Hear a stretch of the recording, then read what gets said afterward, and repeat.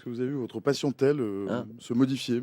alors ça serait encore une autre, parce que maintenant on a un autre type où c'est plus pour, globalement l'insomnie a toujours existé. Ça c'est, je pense que Paul qui a fait plus de recherches, peut-être historiques, pourra un peu compléter. Mais ça, l'insomnie et les troubles du sommeil existent depuis que l'homme existe globalement et dès les premières descriptions médicales, c'est ce problème de sommeil, est un souci. Déjà Hippocrate, Aristote, tout ça s'intéressait au sommeil et globalement d'ailleurs lorsque la maladie allait impacter le sommeil, c'était un signe de gravité. Voilà. Donc voilà, ça a toujours été, voilà. Ce qu'on a qui est un peu nouveau, c'est que maintenant on a plein d'objets numériques. On a plein de trucs, on appelle ça le self-quantified, donc l'auto-mesuré, ce genre de choses.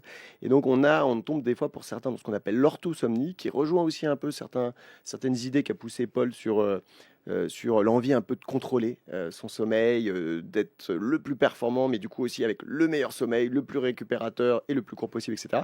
Et donc les gens vont regarder un peu leurs outils connectés, etc. Et ils viennent nous voir, et leur plainte, c'est pas une plainte comme on avait avant de je ronfle, je me réveille 5 fois la nuit, enfin voilà, des trucs comme ça. Et ils vont nous dire, mon application, elle me dit que j'ai pas de sommeil lent profond. Je suis hyper inquiet.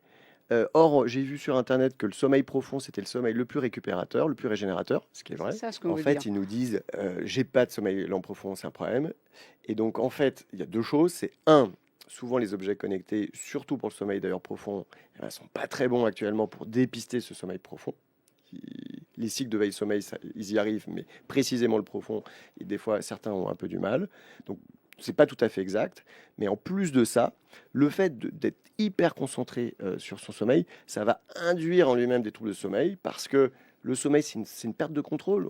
On s'abandonne en fait finalement à un sommeil, et plus on va essayer de le contrôler ce sommeil-là, et plus on va être hyper vigilant, on va être éveillé et on va pas dormir en quelque sorte. Et donc on va s'induire des troubles du sommeil qui peut-être, si on l'avait pas traqué, si on l'avait pas quantifié, ne seraient jamais apparus.